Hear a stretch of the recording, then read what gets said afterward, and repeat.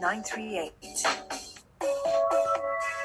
My name is Yasmin Yonkers. All right, let's go to India, where I've been reading a lot about period shame there and how people and young women, and including their dads, are helping them fight back. Yeah, periods are taboo. People are even kept away from home living rooms sometimes when they have their periods, just because they're seen as impure, and that really can hold women back. So, people are now displaying period charts in their homes. It's been going on for a while now. Young girls doing this. It's a physical period tracker. It not only keeps track of monthly cycles, but also helps to break down the walls of shame that surround this topic. Dr. Sania Siddiqui joins us, menstrual health activist and founder of the Humjoli Foundation. She speaks with us from Pune, India. Good morning, Dr. Siddiqui. It's very early, I know, for you. Thank you for picking up and talking to us today. Hello. Hi.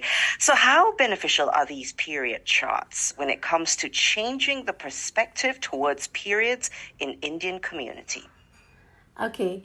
So basically, this whole movement started somewhere early in 2022 and 21.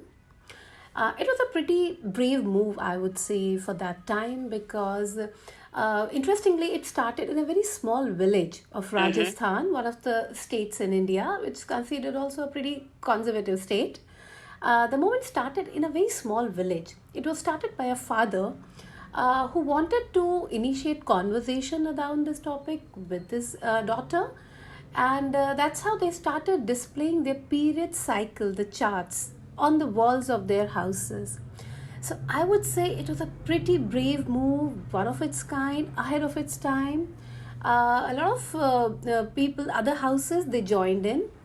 It was an interesting move. It definitely broke a lot of stigma, started conversation around the topic, and it made girls especially a little less awkward.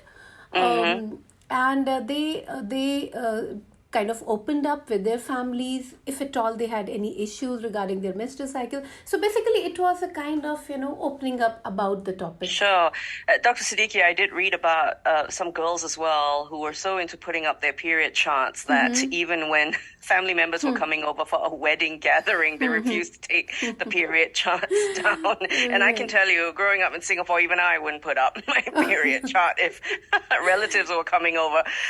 Okay, so tracking your period is definitely important, as you've mentioned. How do the young girls that you work with at your Humjoli Foundation use them? Okay, so what happens, the kind of girls we work with, they are basically mostly from the rural, or I would say a little underprivileged background. So the education level, the awareness level is still much lesser and lower than the urban population.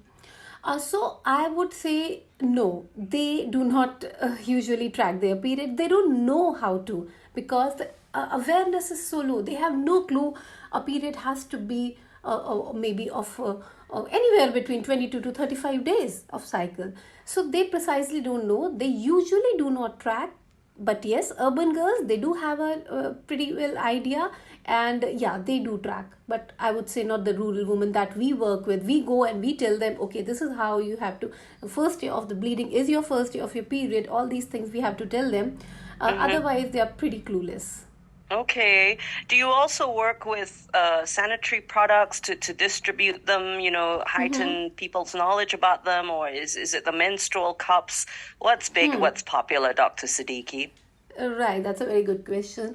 I would say, as we all know, the non-biodegradable sanitary pads are not very good for environment. They are mostly plastic. So we kind of try to discourage the use. But at a mass level, that is the only hygienic product that is available, readily available to especially the rural segment.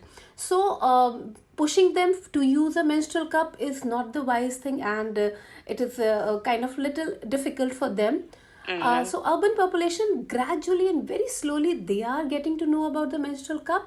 But in the rural and the suburban population, women are still using either cloth or normal commercially available sanitary pad. All right. Are you getting enough sponsors to help you, though, to distribute the right We are products always on the lookout. to people, even in this era of inflation and cutting back costs and things like that? No, no, no. They are pretty much the private companies, the CSR fundings and everything. Organizations are doing a lot in helping this particular segment that we give the distribute that we do the distribution for. A lot of companies, yeah, they are coming forward and they are doing their bit. Dr. Siddiqui, you've received awards for your advocacy work and you've been featured, extensively in media in India. And I'm so glad to have you here on CNA 938. Can I just ask you, what Yeah. were the worst case scenarios that you had seen when young girls were not aware about menstruation issues? Some of that has resulted Right. in death, hasn't it? There has been definitely a couple of horrific stories that we have come across. One I would like to share with you and your audience that so once this, as I told you, women still use cloth sometimes here when they don't have a sanitary pad, especially in the rural areas. So this young lady, what she did, maybe she grabbed an old piece of clothing which had a blouse, maybe which had iron hooks in it, and she used it as a substitute to sanitary pad. And the poor lady, she didn't realize that the hooks might they were rusted, and Oh, she contracted infection, she contracted sepsis, where the infection went into the bloodstream, and she lost her life.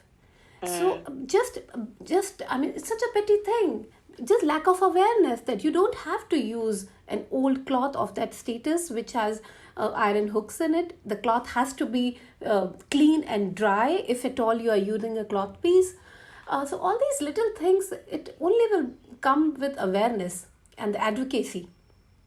and thank you for spreading the word to all the precious young women in India. And it's so Pleasure. nice to hear your story here Thank you on so much. CNA 938 in Singapore. Thank you for your time. Thank you. Dr. Sanya Siddiqui is a menstrual health activist based in Pune, India. Coming up, we're going to be talking about enabling